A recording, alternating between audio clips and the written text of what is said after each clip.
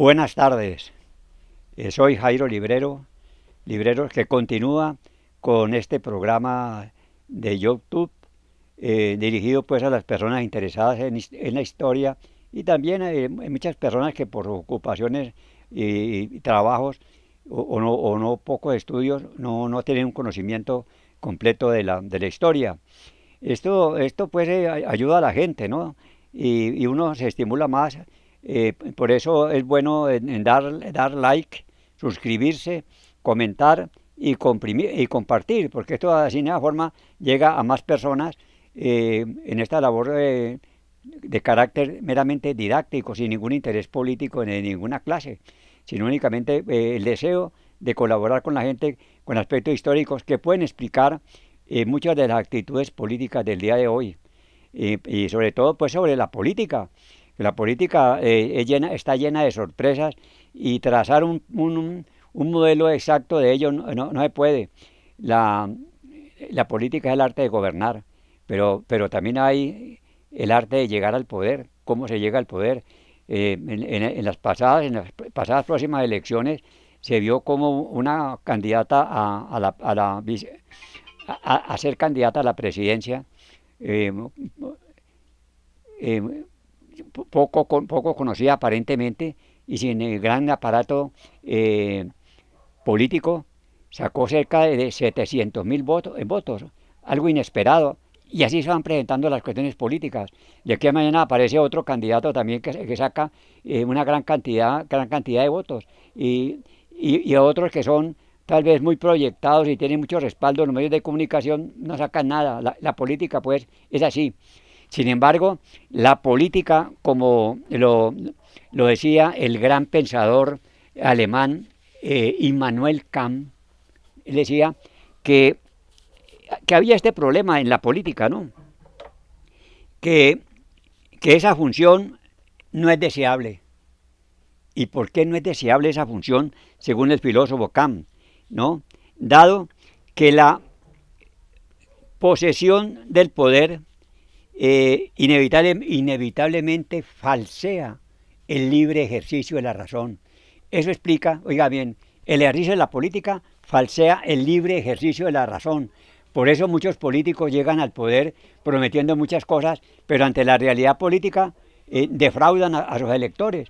Muchos anuncian que va a haber paz, que va a haber seguridad, que se va a conseguir muchas cosas, y cuando llegan encuentran que la realidad es superior a sus esfuerzos y a sus pensamientos. ¿Cuántos políticos no prometieron que habría garantías para los adversarios, que todo sería democracia, que la salud, que tal cosa? Y muchas veces eso se traba gravemente. Por eso el que va a votar debe estar con mucho cuidado sobre la trayectoria del candidato para ver qué es lo que en realidad él puede hacer y su modo de ser. ¿A qué viene esta introducción?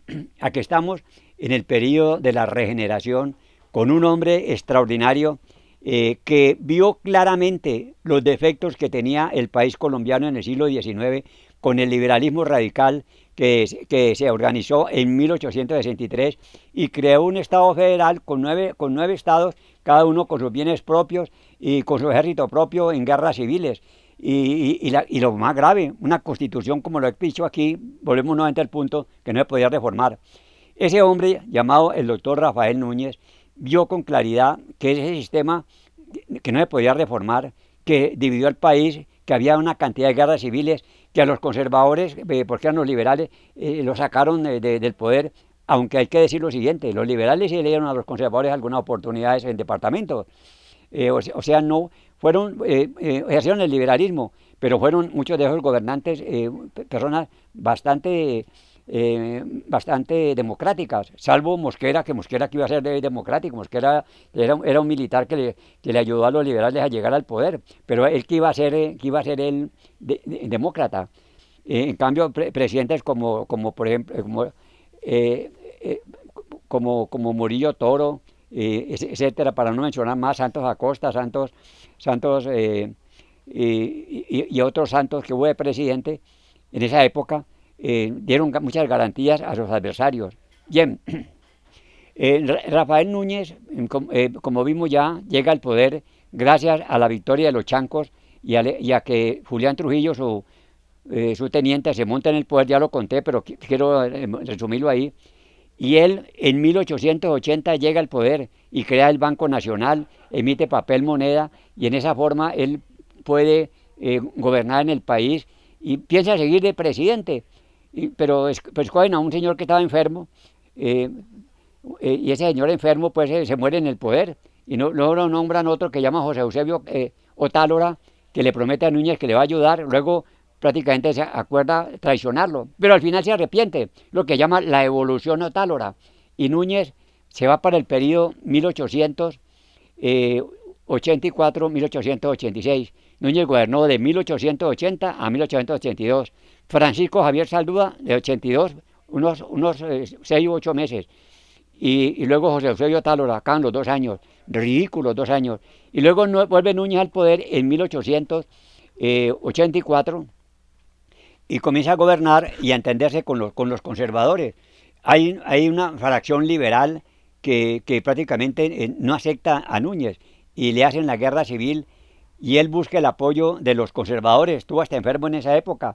Su señora, la señora de Núñez, doña Soledad Román, asume momento hasta de presidenta porque dirigió muchos actos ella, estando Núñez enfermo. Pero como ya lo vimos, para empatar con lo de hoy, en la batalla de la Humareda que dirigió el conservador Guillermo Quintero Calderón, se derrota a los radicales y entonces Núñez dice, la Constitución del 86 ha dejado de regir. Entonces uno piensa, ahora sí, Núñez va a realizar lo que criticó tanto. Pero ¿qué problema es el ejercicio del poder? Si uno examina la vida de Núñez, dice, Núñez fue un gran pensador, vio todos los errores, dijo que cómo se podían resolver, pero al llegar al poder, eso cambió. Núñez no pudo realizar lo que quería, o eso no se realizó, porque él confió la reforma en la Constitución a un conservador llamado Miguel Antonio Caro, un hombre que hablaba en latín y etcétera, que no estuvo en la universidad, pero se formó allí pues con profesores.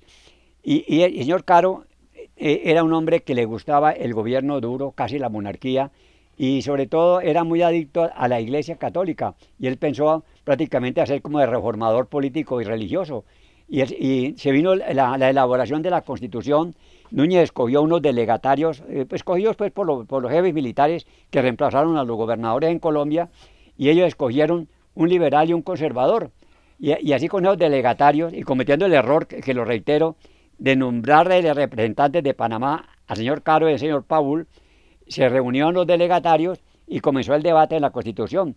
Núñez quería, por ejemplo, que hubiera una censura dura para la prensa. Uno dice, pero Núñez, ¿cómo opinaba por eso? De censura dura a la prensa.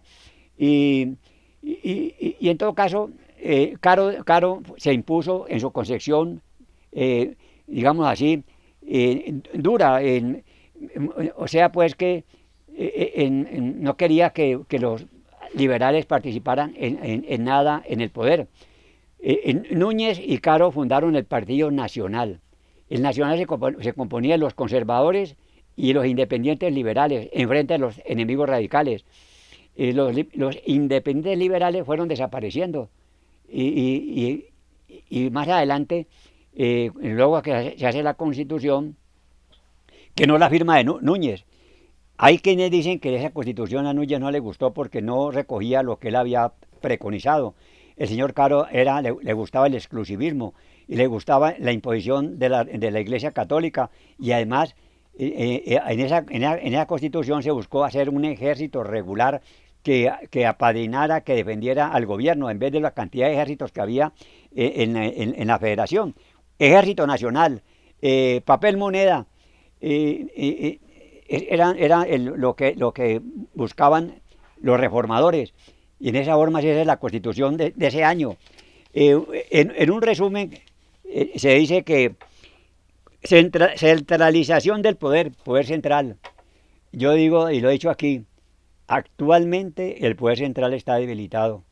porque con la reforma que se hizo a la Constitución del 86, no, no reforma no, derogación sin estar autorizados los delegatarios o los asambleístas, sin estar autorizados, en ese caso, con la reforma que se hizo, pues prácticamente se perdió la centralización política que preconizaba Núñez y que hizo duramente Caro, que fue el que redactó la Constitución en gran parte, no toda, en gran parte, porque hubo algunos delegatarios como José María Samper y Domingo Camacho Espina que le enfrentaban a Caro y le hicieron modificar algunos aspectos. Bueno, pero en todo caso, ¿qué pasó allí? Centralización del poder. Se centralizó el poder en el gobierno nacional en contraste con el sistema federal anterior. Centralización política. El lema de Núñez era centralización política y descentralización administrativa. La política se hizo plenamente. El señor Caro hizo una constitución cuasi monárquica, como se dice, con un presidente con grandes poderes. Inclusive había uno muy grande que llegó a ser, prácticamente no lo redactó Núñez, era el estado de sitio. El presidente podía declarar mediante decretos legislativos en estado de guerra del país y con la firma de todos los ministros y tenía facultades para modificar normas, etcétera, y el país se gobernó en gran parte con estado de sitio, al punto de que aún gobiernos liberales, como a unos de Lleras y de otros personajes liberales, aceptaron el estado de sitio para poder gobernar en el momento en que acosaban las guerrillas, acosaban los enemigos. El estado de sitio es eso, el presidente asume los poderes prácticamente pues, todos para legislar, ¿no? Y arranca de allí una época de decretos, por ejemplo, como la ley y leyes, la ley 61 de 1888, la ley de los caballos, que le otorgaba al Poder Ejecutivo la facultad de juzgar a los rebeldes del país, poderlos desterrar y etcétera. O sea, era la centralización del poder más grande. Ahora el presidente nombraba a los gobernadores y los gobernadores a los alcaldes, ya eso lo habíamos dicho ahí. Restricción de derechos. Se impusieron restricciones al sufragio universal masculino y se dio control a la Iglesia Católica sobre la educación. Se restringió la forma también de votar, ¿no? Solamente podían votar quienes supieran leer y escribir o tuvieran una renta de 500 pesos o como eran como 1.500 en bienes, en bienes mínimo. O sea, el sufragio universal estaba restringido. El señor Caro, en honor a la verdad, él dijo que para votar no se requería saber leer y escribir, que la gente podía tener un criterio y votar porque le gustaba. Pero un liberal que luego se volvió conservador y el que se voltea es más rígido que lo mismo que del partido aquel la sede, dijo que no, que los analfabetos no debían votar y que aquí había gente de color negra y mestiza, como también decía más tarde lo decía Laureano Gómez, que esa gente no tenía ningún criterio y menos el indio que era perezoso. O sea, la discriminación racial más grande se vio con motivo de esa constitución. Pero ya venía atrás, claro, de la época de los españoles, y como Caro era conservador, él le gustaba era el régimen español centralizado. Consolidación del Partido Conservador. El movimiento conservador se consolidó y se tomó el poder. Había dos partidos políticos en el poder.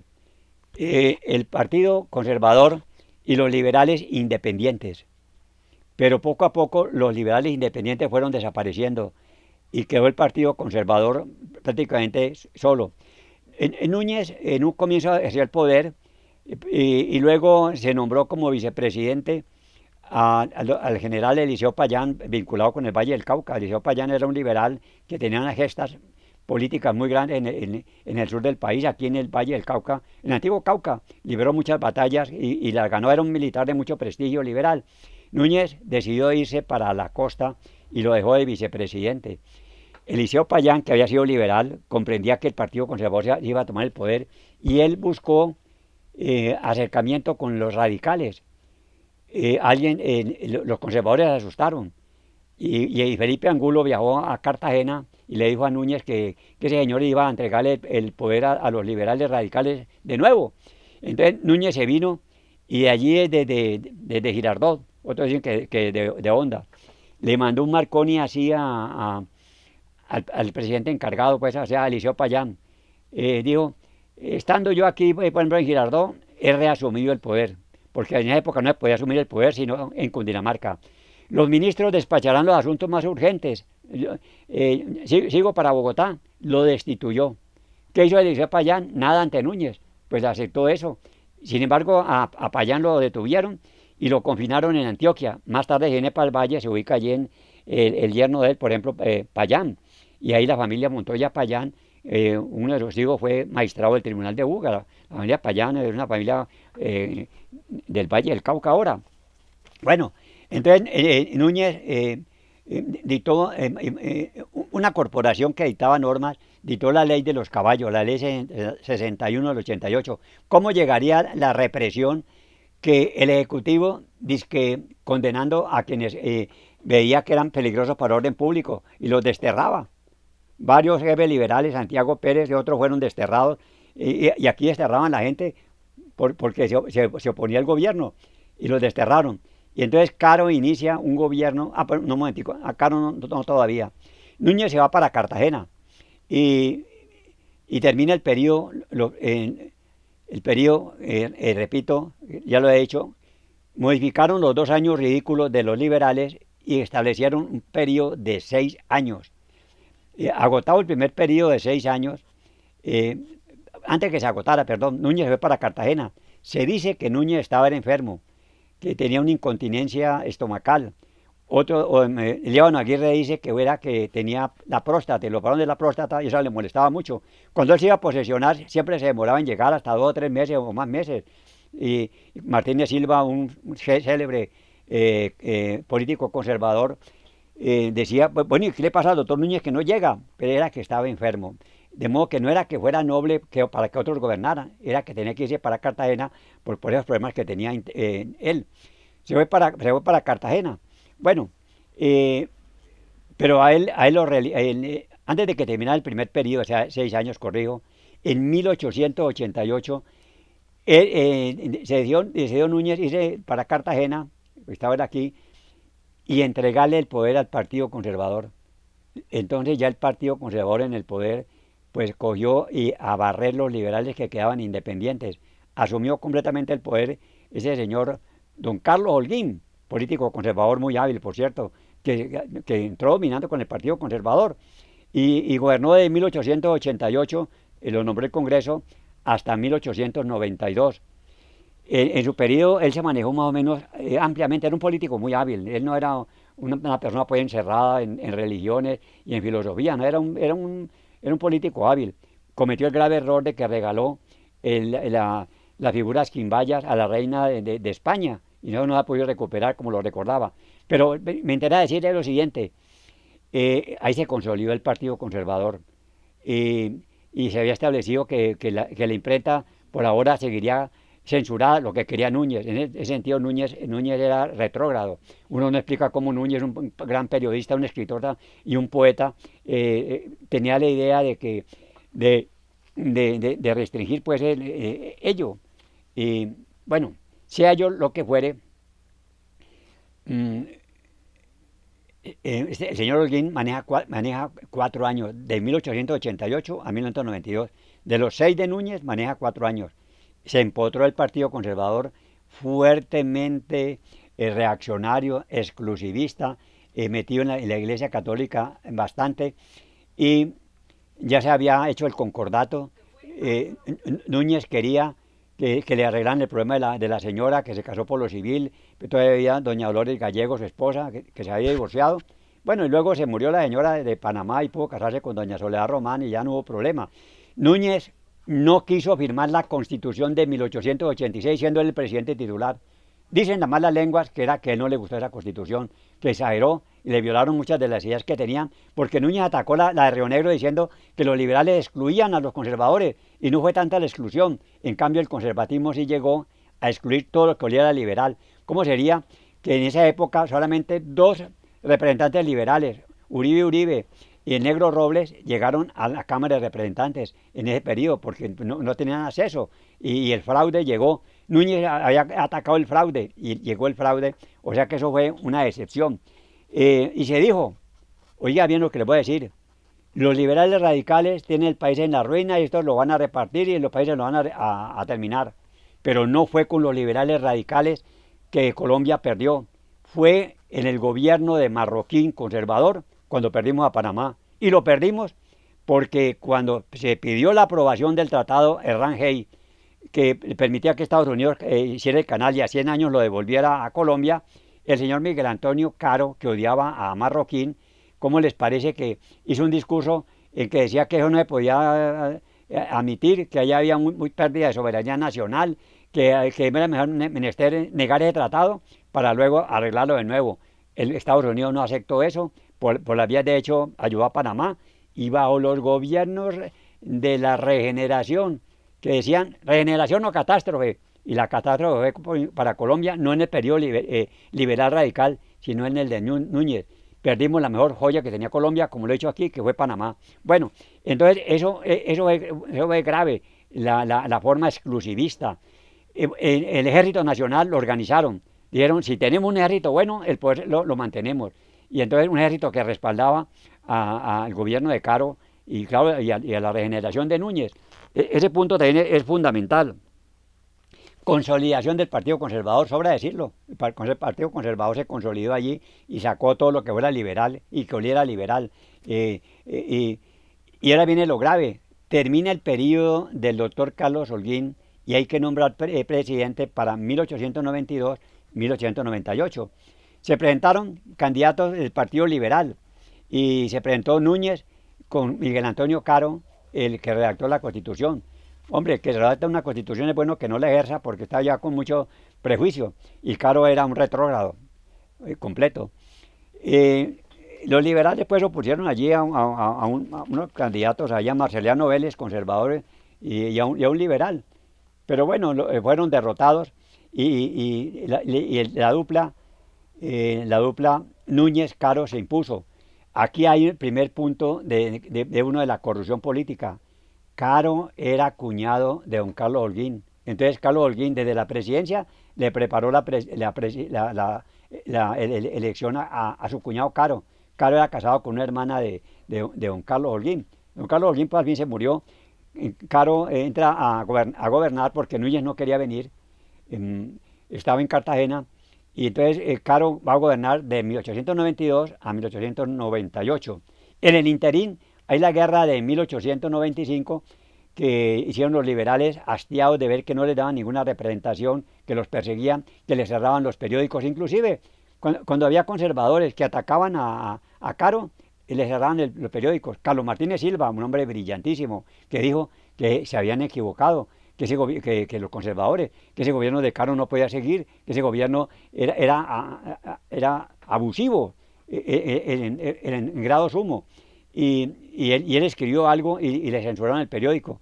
A Concha, el que fue presidente más adelante, a Concha también le cerraron el periódico y hasta lo detuvieron. O sea que la persecución no solamente fue contra los liberales, sino contra los mismos conservadores que se ponían a Caro.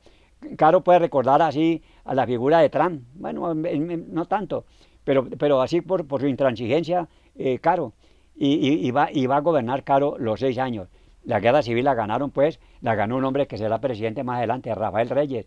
Rafael Reyes ganó esa guerra civil, pero se echó de enemigo a Caro, porque cuando se reunieron para premiar al general Reyes por su labor, ¿cómo les parece que le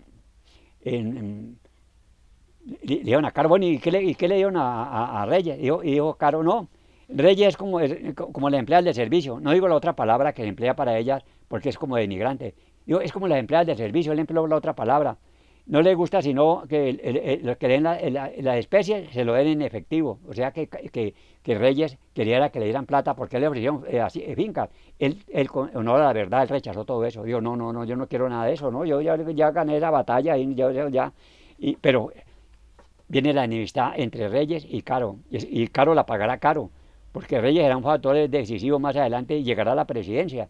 Bueno, entonces el gobierno de Caro va a terminar en 1898. El viejo, no era ni tan viejo, tenía como 49 años cuando llegó al poder. El señor Caro, latinista eximio, hombre de muchas virtudes, que, que, que, que decía que había consultado el diccionario para ver si el diccionario estaba de acuerdo con él. Se creía pues el non plus ultra en materia gramatical. Se inicia el gobierno de los gramáticos. Claro que Reyes corta eso, pero los gramáticos fueron, en primer lugar, Miguel Antonio Caro, Rafael Núñez, Miguel Antonio Caro y también este otro marroquín, literatos, enamorados de España, España reaccionaria, España buscando nuevamente como volver al periodo casi colonial. El país quería cambio.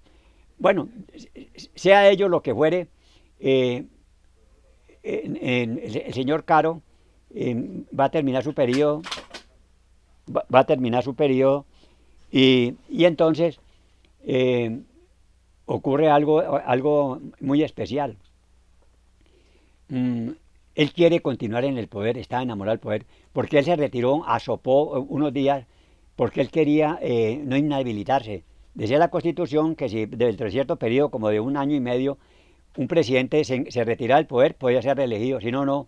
Pero él nombró por 5 días, nombró a Guillermo Quintero Calderón, el héroe conservador allá de la batalla de la Humareda, presidente encargado mientras él retiraba a descansar, digo, no era descansar, pensaba en la reelección.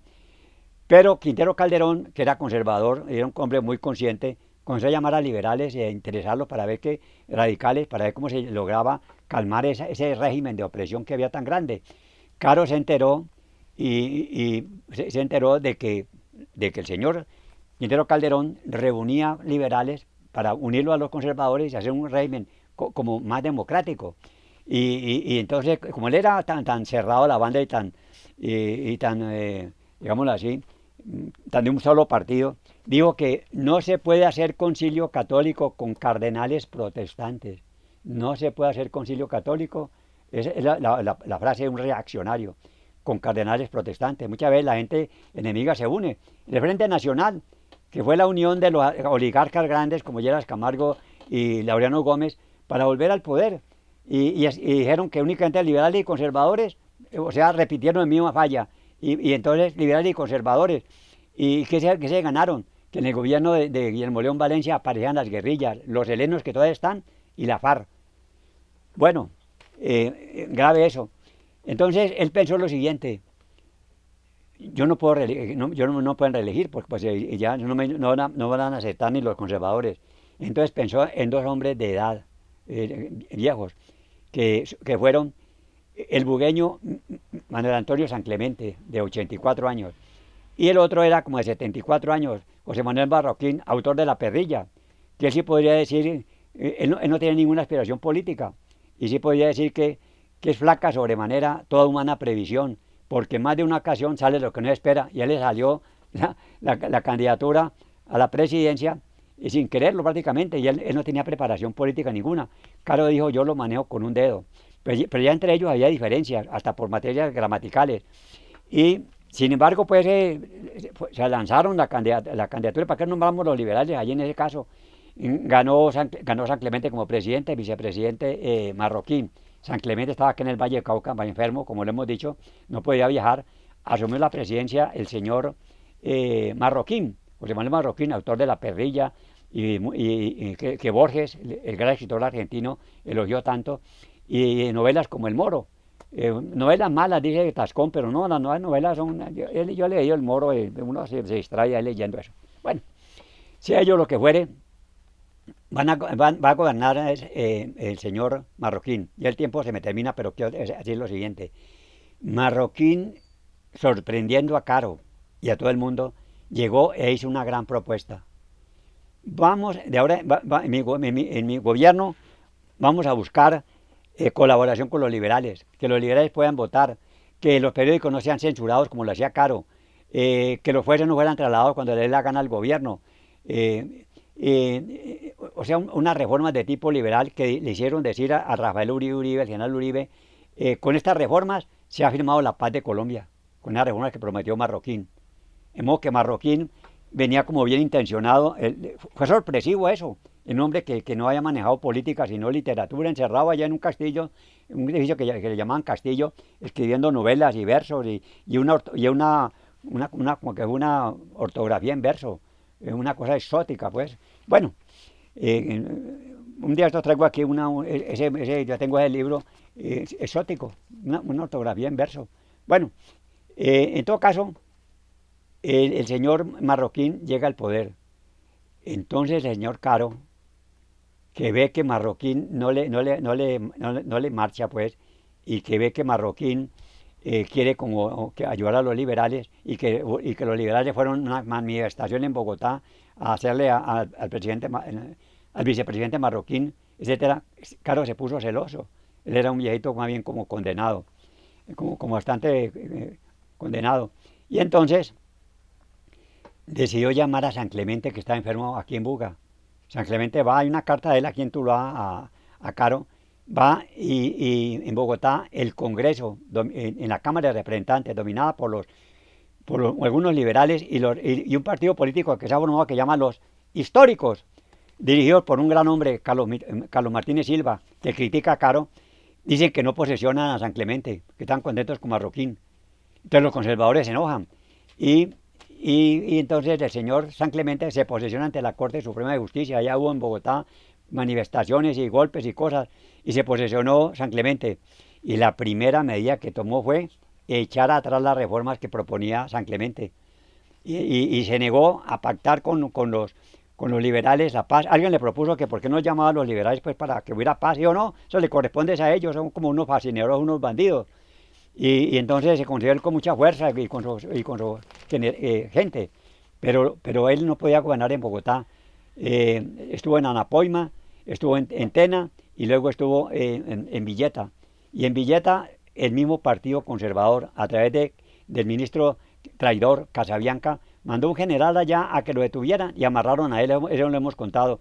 Allí se quedó él, valientemente San Clemente no quiso renunciar y allí murió un año después de 1903, ahí murió en Bogotá. Bueno, entonces vuelve Marroquín. Lo grave es que Marroquín ya cambió e imitó entonces al señor Caro y con unos tenientes que tuvo terribles inició gran persecución contra los liberales. Ya los liberales habían declarado la guerra y se viene la guerra civil que duró 3 años. No decía, para terminar, Caro, que con el gobierno el gobierno de la regeneración se acaban las guerras civiles y la peor fue la guerra de los 1000 días, que duró de 1899 al final hasta 1903 en que se firma la paz. Y otra cosa, Núñez y los conservadores dijeron, el país muy bien, el país no va a tener problemas, ya unificado con el ejército nacional, con el gobierno de un solo partido que ha consagrado el país a la religión católica, esto va a estar muy bien. Y perdimos a Panamá, y el culpable en gran parte de eso fue Miguel Antonio Caro, que odiaba a Marroquín. Y cuando Marroquín presenta, lo contaré la próxima vez con más detalle, basado en el libro de Lemaitre y en otra revista que tengo de la Academia de Historia que denuncian allí a Caro. Y cuando presentan el Tratado de Rangel ya firmado entre Colombia y Estados Unidos, Caro dice que no, que hay falta otras cuestiones, queríamos como más plata y que la soberanía no se podía entregar en esa forma, que había que negar eso. Y todos los senadores, menos el senador de Panamá, yo creo que hasta lo dije eso, eh, votaron en contra del tratado. Se hundió el tratado y Estados Unidos le ayudó pues allá, como dije la vez pasada, y se perdió eso. Entonces, era una verdadera catástrofe para Colombia perder a Panamá en el gobierno del señor Marroquín. Y, y como veremos luego, Marroquín termina su gobierno y ya llama a los liberales y se firma una paz en 1903. Se ha firmado la paz pues, con liberales y conservadores, pero se pierde a Panamá gravemente. ¿Quién sería el próximo presidente para gobernar? Viene un hombre de Europa que había estado en México mucho y vio a Porfirio Díaz, presidente de México, hacer reformas, estuvo en Europa, viene, se llama Rafael Reyes, conservador. Los conservadores han dicho que ellos son amigos de la democracia, de que hay que ser, como en Colombia en este momento, que hay una dictadura. Esos que dicen así no saben, no saben ni cinco de historia. Si la leyeran, vieran cómo ha sido Colombia antes. ¿Por qué? Porque Rafael Reyes, conservador, aquí va a terminar, vio que el Congreso conservador no le marchaba. ¿Y qué hizo? Cerró el Congreso y se hizo una asamblea de bolsillo. Como Ospina Pérez también lo cerraría en 1949, como Laureano Gómez que convocó una constituyente para hacer un Estado fascista prácticamente, y Rojas Pinilla también conservador. Pero la gran cúpula de los grandes hombres que estaban marginados, conservadores y liberales, pues por tanto problema y la violencia, dijeron vamos a acabar con la violencia, pues unámonos y por lo alto. Y entonces viene la unión de Laureano Gómez y Lleras Camargo y hacen el Frente Nacional. El Frente Nacional acabó con la violencia. Pregunten lo que pasó después del Frente Nacional. La gente liberal y conservadora prácticamente logró avanzar en la paz, pero por debajo de ellos aparecen las guerrillas, aparece la influencia de la revolución cubana y entonces eh, la paz no se logró. ¿La hemos logrado ahora? El país está federalizado como en la época de los liberales. Los grupos criminales se han federalizado, pelean entre ellos. Hay guerra no de estados, como en la federación, sino de los grupos criminales y ahí hay disidencia. Colombia tiene que reaccionar. Uno no piensa que no puede ir a determinado lugar, porque si uno va en un carro, le atraviesan gente que dice que no le hicieron una carretera, un camino, etcétera, y ahí queda uno hasta el otro día varado, y ha ido familias con niños pequeños varados allí, porque la gente se le atraviesa. Es necesario restaurar el poder en Colombia para que todo marche democráticamente, sí. No queremos que suceda casos como allá en las favelas de Río de Janeiro, en que van como 130 muertos, hay algunos descabezados horriblemente. Bueno, feliz noche.